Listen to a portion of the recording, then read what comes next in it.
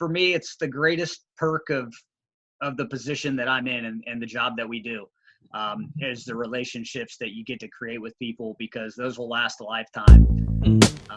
If you Hey, everybody. Welcome back to another interview with the Director of Baseball Operations. I'm your host, Mark Mashad Jr., and I can't tell you how awesome this interview is going to be today. We have Blair Everhart, the Director of Baseball Operations at The Ohio State University.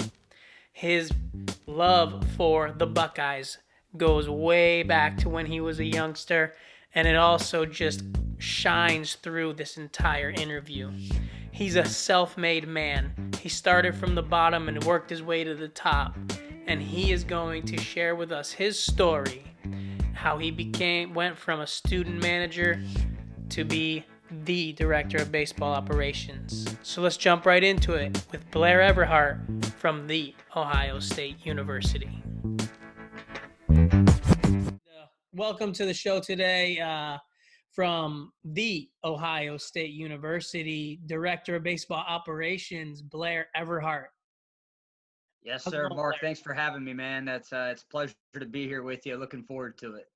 Yeah, no, this is awesome. Really excited to have you on.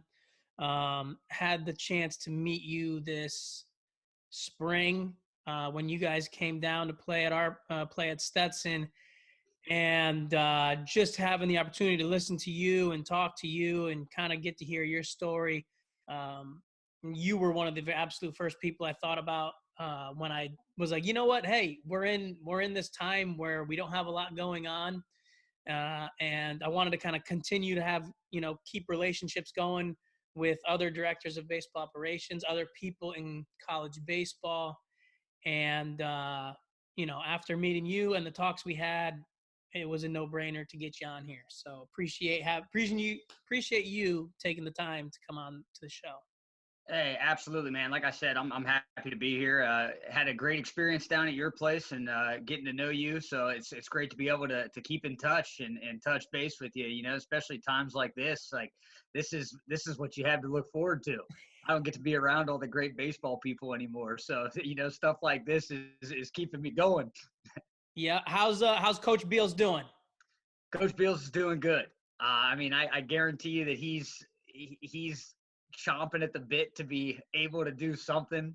I mean, he's probably landscaping the house every day, doing anything he can. Like he did take a picture of his backyard last week and had that thing mowed like an outfield grass. It looked pretty nice. Uh-oh. Um, Look no, out but to the he's rest of the he's doing he's neighborhood. doing good, man. Making the most of the situation. You know, we're trying to find creative ways to keep our team together at this time, so to speak, without having it be overkill. So it's an interesting time, but all things considered, he's doing good. Awesome. And now, how about you? How you doing?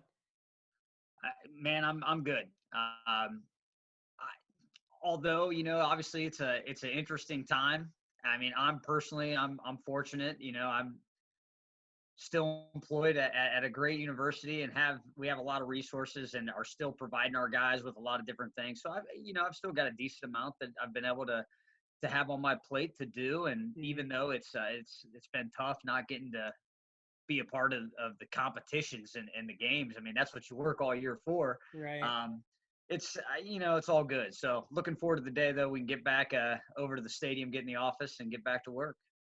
Is there anything you've been doing new now that you're kind of locked in the home? Have you been working on any skills? Have you been improving on in any area of life for Blair Everhart? Oh, absolutely. I would say that as much as anything, it would be on the cooking side. Like I was really getting serious about grilling, my chicken and steaks. So I'd like to think that I got that down to a T right now. Other than that, every now I've played the guitar, so I've got to pick that up, and I haven't played as much in the past few years, so it's been kind of fun dabbling on that. And other than that, also, not afraid to get into a little MLB The Show, challenge a couple Okay. of our guys. Nice. Okay, so you can stay connected that way too. That's awesome. Absolutely. Um, So yeah, the cooking thing, man, that's kind of been a running theme with all the ops guys that I've been talking to. And actually, if you watch Twitter or Facebook or whoever, all these coaches are out there and they're throwing out pictures of some really good looking cuts of meat getting smoked out on the grills. It looks awesome. Well, deep down, man, those guys have a desire to compete, so they're going to post up those pictures, and it's their way of competing, making good food. And that is the truth. Also, too, talking about, I did not know you had the guitar skills, but also I did not know you had the piano skills. As I was looking up on you today, I came across an awesome video. I want you to tell them. So you're playing the piano in the middle of the hotel. The team's walking in. What, like, tell me to set the scene for us here on this. Man, yeah, that I believe we were at Western Kentucky playing a series there, and there's the hotel we were staying at just had a piano down in the lobby, and a couple of the parents and whatnot, and our head coach Beals knew that I could play. It's not the first time that I'd been called upon to get on the keys and bust out of Carmen, Ohio. So, it was a big win that day. We had come from behind, and it was just right time, right place. And it just happened. I mean, I don't know. It was, I can't believe you found that video. Yeah. But if you search me, that's like the one video on YouTube. So, hey man, you got some skills out there. That was pretty awesome. A man of many talents. And you don't get to know a lot of those things on the field, when we're out there talking. And so you play the guitar too, huh? What kind of guitar are you playing? I've got an electric and an acoustic. So, either one of those two. I have a bass guitar as well. Don't play that one as much, but sitting at home here, mostly acoustic guitar. Nice. Back in the day, I used to be into the harder stuff, like Metallica is what kind of got me into playing the guitar in the first place. Right. So I used to rock it out in the house, man. But now I've toned it back a little bit, a little more of a chill vibe to the stuff that I play. Why don't you go ahead here, Blair, and just kind of tell us how did it all start for you? Where did you grow up? Like, give us the background. Gotcha. Yeah. So I was born and raised in Powell, Ohio, which is a suburb just about 15 minutes north of campus at Ohio State. So my parents have lived in the same house my whole life. So I've been fortunate there that, that's been a really stable situation. And so went to high school in Powell at Olentangy Liberty High School, played baseball there. My family, like Ohio State runs deep in our family's roots. I mean, parents, siblings, aunts, uncles, you name it, we've got a ton of Buckeyes in the family. So growing up, and this is an important part of the story because like Ohio State sports, football in particular, were, everything growing up. I mean, it was, I was maybe a little too into it, I would say. And also grew up, my dad and I would go down to Bill Davis Stadium and grew up going to Ohio State baseball games. So cut to making a decision to go to college and, had some opportunity to play lower level college baseball, Division II or III. And at the end of the day, I couldn't turn down an opportunity to get into Ohio State. As soon as I got my acceptance letter to go there, it was a no-brainer. Luckily, one of my good friends I went to high school with, his dad at the time was an assistant coach for the baseball team, Greg Seipert. He was their hitting coach. And so I had gotten, in touch with him, and he told me that I can absolutely, be a part of the team as a student manager at the time. So my first year, show up to campus, and I was involved with the baseball program right away.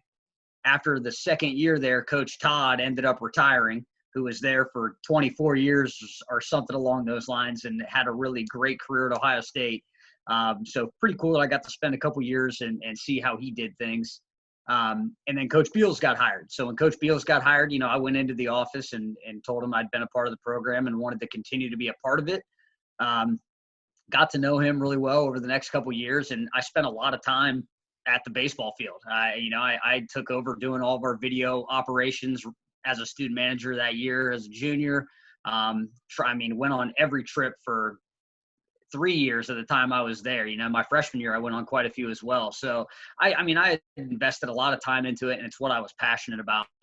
So after senior year, I had gone into Coach Beals' office and told him, if there was any capacity in which I could stick around and help out this program, I would really like to. And we talked about the possibility of an operations position. But at the time, it didn't exist at Ohio State. So, we've been talking, and kind of the vibe that I was getting, he's like, Blair, I don't know, we're going to be able to work out. He's like, I might have something for you. We'll give you a stipend per month, but it's not going to be a livable, income. You're going to have to do something else. And I was all for it. I was like, great. Like, I don't want to have to walk away from being a part of this. Fast forward like a month. I mean, I'm working a summer camp, and he calls me up into his office in the middle of a camp, and he's like, hey, I got good news. Gene Smith has decided to add the director of operations position.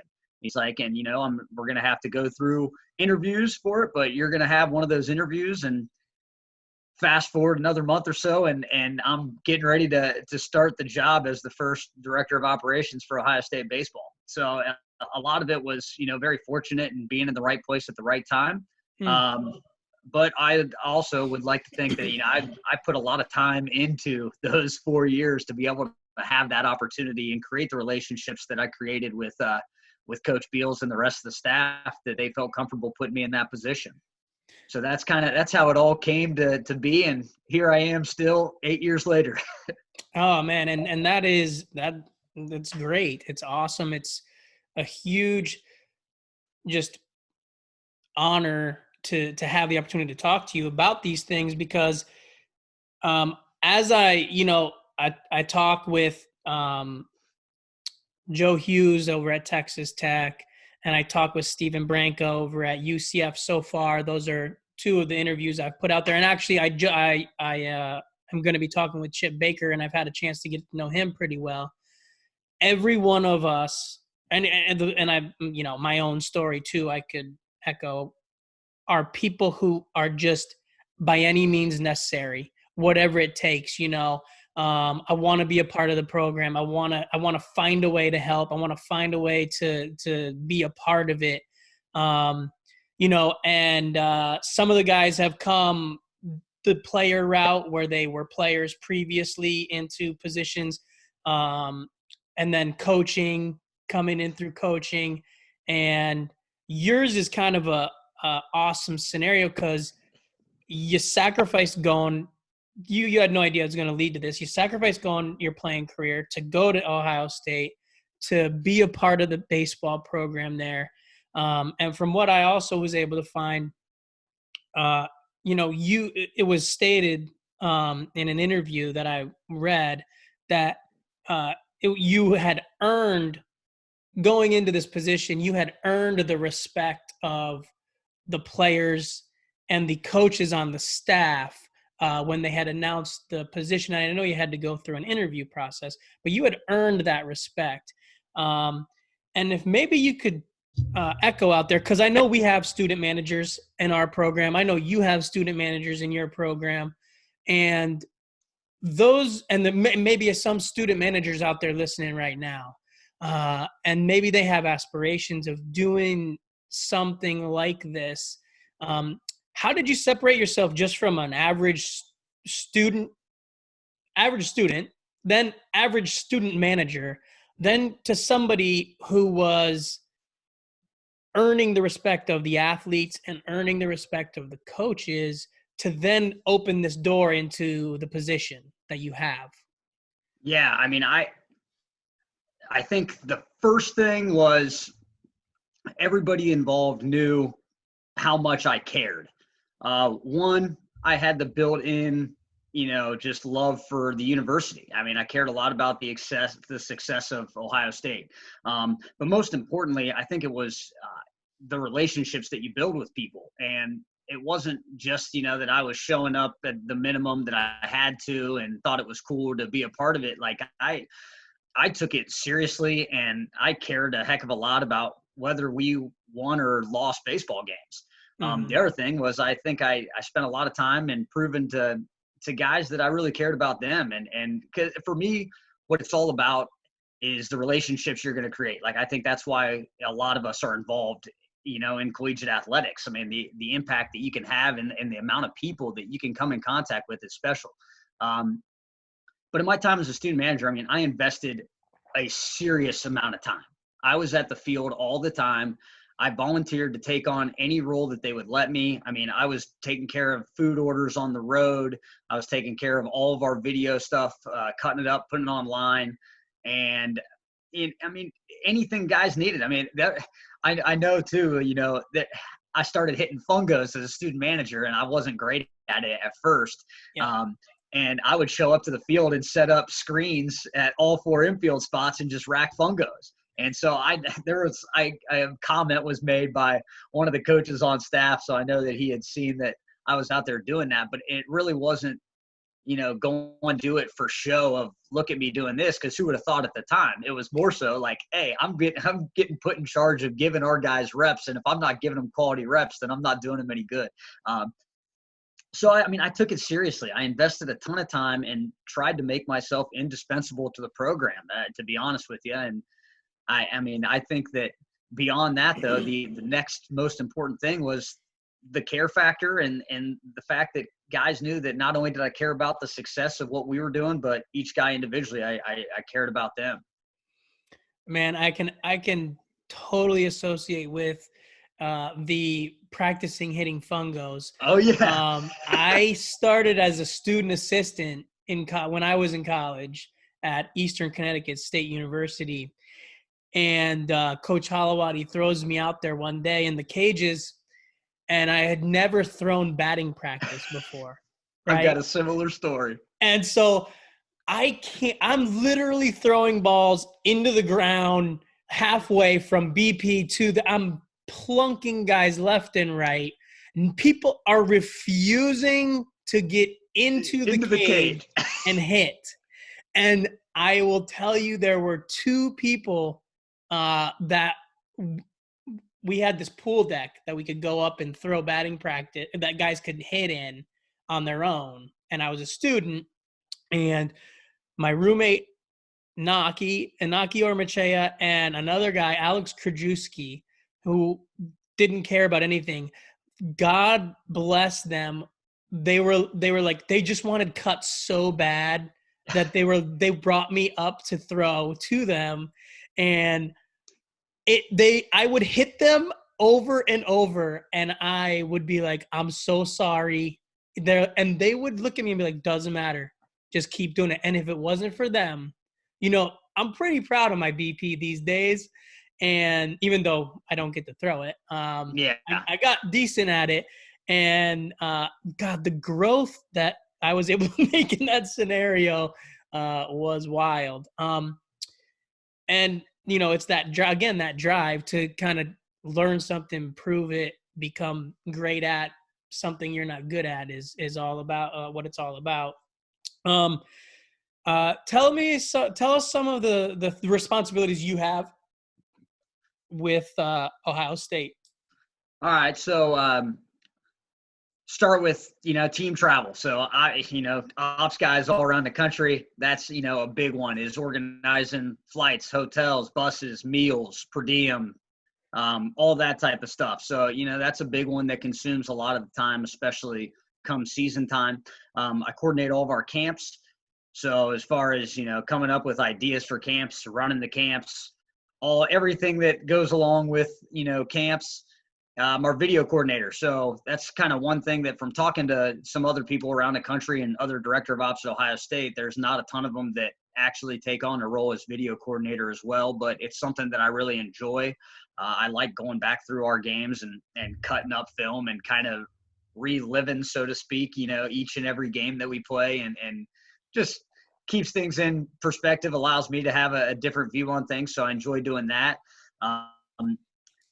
And then, as you know, Mark, it's different stuff that you might do every day. You have alumni relations. Like, I know when I was down there, you were putting on an event with alums and having them hit off the virtual reality or take those ABs. And so, it could be something like that. It could be writing letters to donors that have done monthly donations to the program. On-campus recruiting is a big one. So, you and I can't go out and watch games on the road, but if we have a kid on campus, we can take him on a campus tour. We can, spend time with him and the family so that he gets to know another person that's part of the program. So that's a big one. I've done a lot of our campus tours because on our staff, I was the most recent to beat Ohio State. one cool thing is we have 3 guys that all played at Ohio State. 4 guys now that all played at Ohio State that have been on that campus. But anyhow, at the time I was the youngest and knew campus really well, so I enjoyed doing that. Man, outside of that, you never know. I might one day have to be working on repairing a hack attack machine in the cage, or I mean, it's really whatever needs to be done. You might be hanging pictures up in the conference room, trying to create a new championship room. So you name it. I mean, it's a mixed bag, but I'd say that I hit the main ones pretty well. Gotcha. What's your favorite part of being a director of operations? Man, my favorite part is definitely being on the field. The office work and whatnot, like I've gotten used to, and I don't mind doing it by any means, especially when I put it in perspective of ultimately what I'm doing. But for me, like I'm passionate about sports, and I'm very passionate about the game of baseball. And the time that I get to spend on the field with all of our student athletes, that's for me the most fun that I can have. And even though, it doesn't entail doing a whole lot, you're kind of just down there hanging out. Especially in our position, you're limited on the things that you're allowed to do on a daily basis at practice and whatnot. But I mean, I love the game, and I love being around our guys and getting to know them better and seeing them compete. And I especially love when it comes to game time, and which I'm sure everybody that's involved in this profession is similar in that way. You spend all this time, you do a lot of work, just leading up to playing 56 to 60 some odd games. And I really enjoy that. I like traveling. I like going to different places, seeing different facilities, meeting different people. And I really love being able to be a part of Ohio State competing on the baseball field. I think it's an honor, and it's something that I really enjoy, and I take it real seriously. I care about wins and losses. So that's for me, my competitive juices. That's what gets me going. Yeah. Yeah. And that's a key thing is having that drive. And as far as the care, I guess, is more so than the drive. You really care about the outcome of games, even though you're somewhat disassociated to the events that are happening on the field. You're sort of disconnected to the events that are happening on the field. You're still as deep into it as you've ever been, or as you could be. So that's awesome. Let's talk a little bit about going from student manager to where everything you did was awesome. This guy's giving us so much, let's say there's not as much expectation, right? There's not as much of an expectation. Like if you're a student manager, anything they get from you is like, oh my God, this is so awesome. This kid is awesome. He's great. Then flip the switch at the end of the next summer. Okay, here's your full-time job. Now there's expectation of what you're going to do. And I know you started the position, so it's kind of it was evolving as the position started for you. Yes. How did you make that transition and this is I want to kind of see if you can get a little personal on this. Like, how was that transition for you, and how did you manage that? Yeah. I mean, so when I first started, the transition itself was really easy at first, because if you think about it, when you didn't have somebody in my position, all of the responsibilities were delegated throughout our staff, and nobody from the staff was leaving. So my first year, Coach Beals didn't put me in charge of handling team travel. He had me doing some other small stuff, but a lot of it was me going in depth. Like, this was before you had synergy and stuff like that. So, I mean, it was going through line scores and trying to create spray charts. It was really just me finding things that I thought could be beneficial to help us in scouting opponents or this, that, or the other, creating graphics. So really that first year was like kind of, I was in a position to, hey, go and attack whatever you think you can do and show us what you got. So that wasn't too bad. Now, in the year after that, you get put in charge of team travel, and I start taking on more responsibilities. And I would say that going into it, I thought that, that it wasn't going to be that difficult. Like, I just figured, I'll figure it out. and obviously you're going to have some road bumps. I mean, I remember the first time that we had an issue with, something not being perfect with a hotel we were staying at, or a bus showing up late, or this, that, and the other. And you're absolutely right. It's no longer, like it was as a student manager where, how can they be mad at you? You're volunteering your time. Right. Now you're getting paid and you got a job to do. And I remember, a couple times, being frustrated with, how upset, Beals would be with me about something small being messed up or something not being right.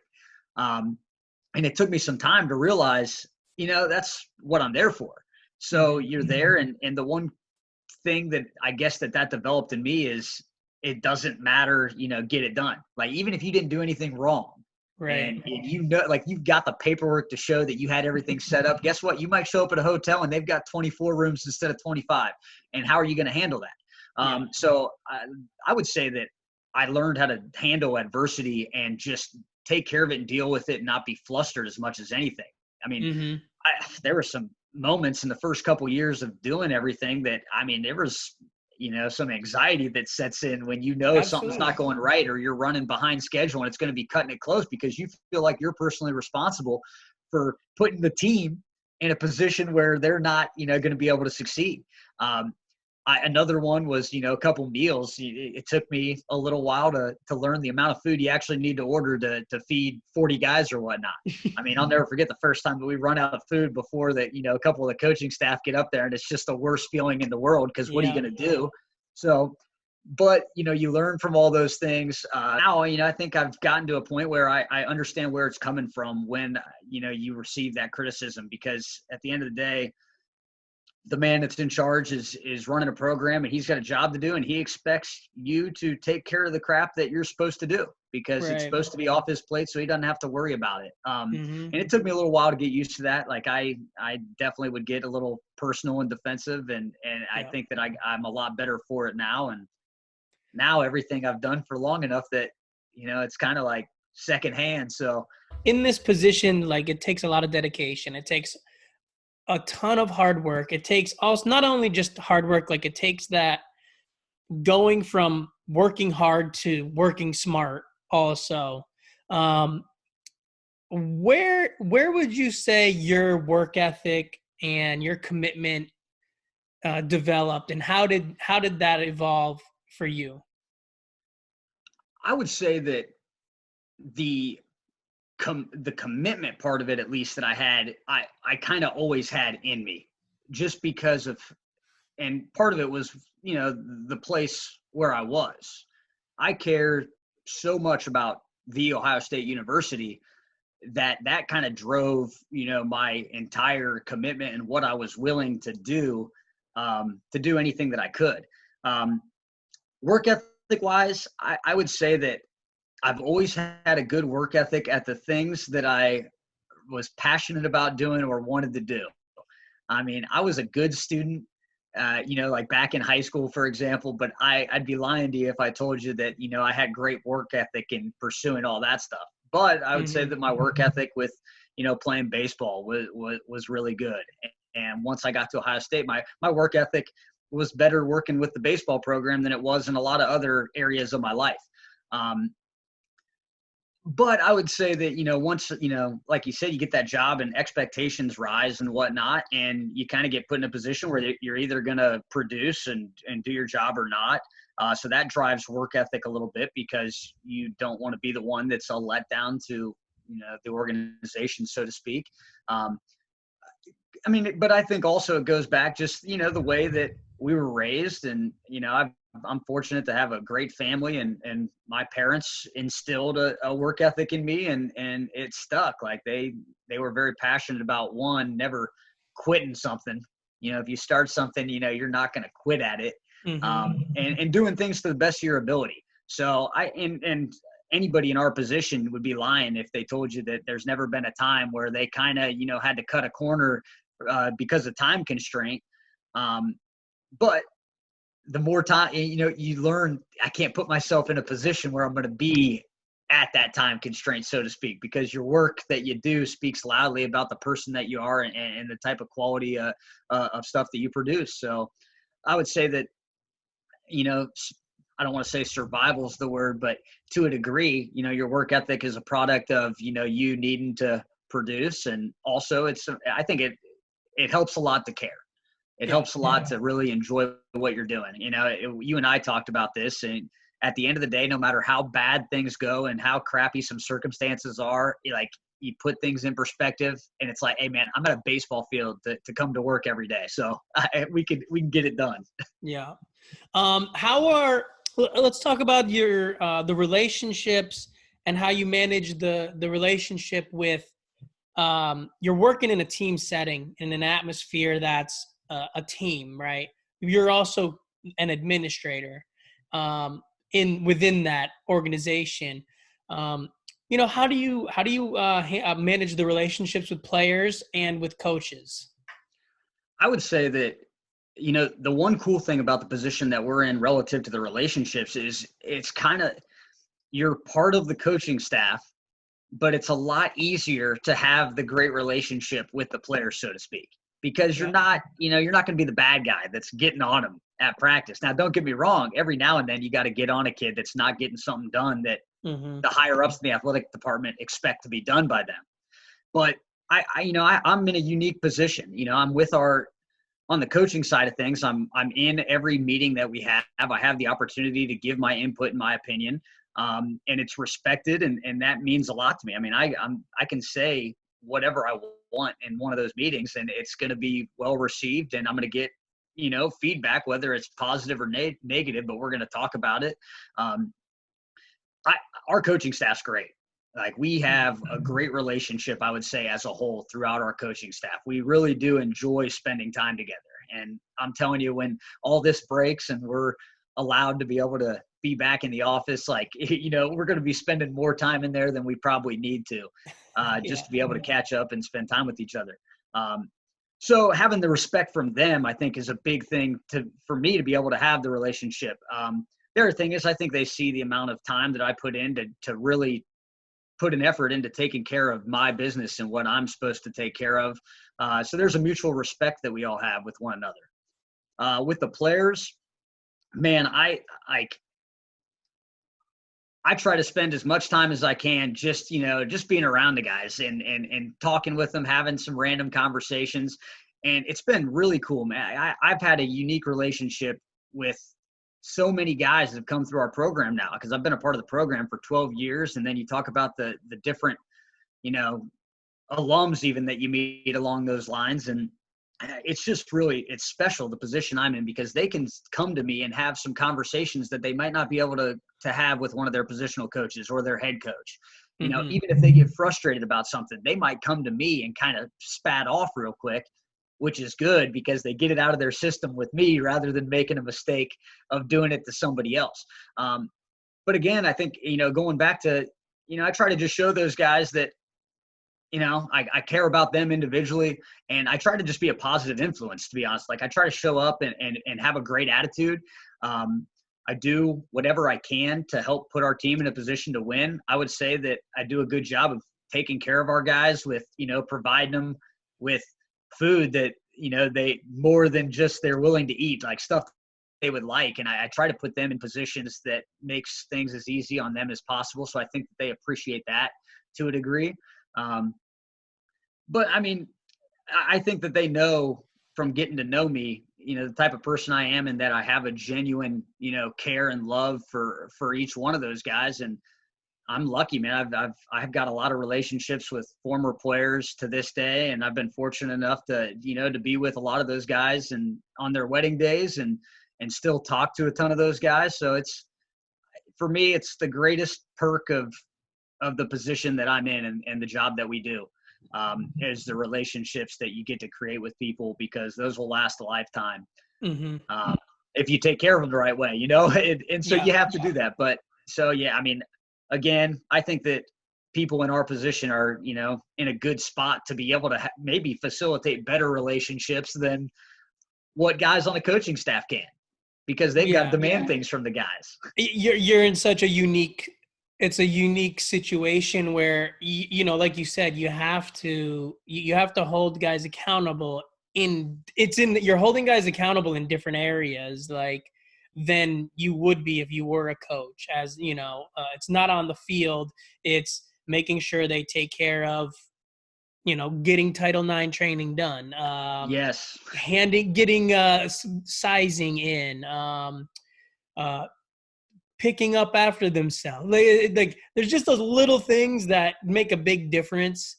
And you just get to have a different conversation than you do as a coach sometimes with Yeah, no, kids. no, oh, no question. I would agree. Like the only times that I'm ever getting fired up with our guys for the most part are when one, they get off of a bus after a trip and that thing's not clean. There's stuff on that drives me nuts, because for me, and hopefully what they learn from that is, in my opinion, it's a disrespect to the driver of that bus that's going to have to clean up after you.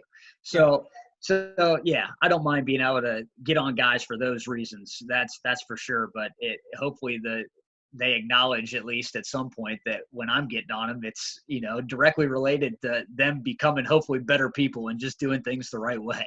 And Blair, we'll kind of wrap it up here. Really want to thank you for your time.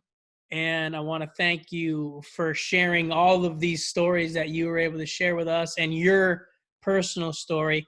I guess I'll leave it open for you. Is there anything you want to leave with as far as, is there anything that you might want to tell you 11 years ago that you've learned that tells past you? Fair enough, man. I would say that, and I'm sure I'm not the only person, but one thing, try not to procrastinate. That was a habit that I was in, man. I was a procrastinator to the max, especially going through school. And it made things difficult for me once I ended up, having a job and being responsible for things, because stuff adds up quick. And then, and don't get me wrong, so I feel like sometimes I perform better when it's sink or swim mode. But honestly, organization and just, willing to have the attitude of just get it done. Take the time now to get it done. Don't put it off. And I think that makes things just a lot easier in a lot of aspects of your life. The other thing, advice that I would have for anybody, looking to do this is, one, you got to love it, because, I have a lot of people that reach out and say, I saw the route that you took to be in your position. I want to do this, that, or the other. It's like, hey, you got to be willing to do the dirty work, man, so to speak. You got to be willing to do the dirty work, and you got to be able to work for not a lot of money. And I had no problem doing that because I was around the game that I love. So if it's not something that you're really passionate about, like, working in sports isn't, necessarily this like pipe dream that some people, could make it up to be. If you really care about it and are passionate about being around it, then absolutely it is. And that's why so many people will work in positions like ours and volunteer assistants, making next to nothing just to try to create a career in something that they love. And lastly, I've touched on it a few times in this, but at the end of the day, it's about the people you're around. And I think that the opportunity that we have is incredible to have an influence on so many different, young adults, guys that are really finding out who they are and becoming men. And we all went through it and know what that was like to be 18 to 22 years old, and how different things are for you now, being in the positions that we're in. So just to be able to, share some things with them and create relationships that will last a long time, and show people you care about them.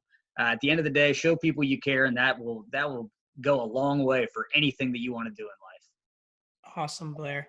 Well, I'm better from being around you. Just the short period of time that I've been able to be around you and now listen to you and talk with you.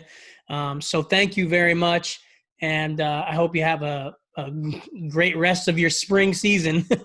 Yeah. Hey, thanks, Mark, man. It's great being on with you, and really glad that I've gotten the opportunity to meet you and stay in touch with you since we came down to the land. But yeah, enjoy the rest of your quarantine. Hopefully we can get out of this thing sometime in the near future. Absolutely. All right, man. Thank you.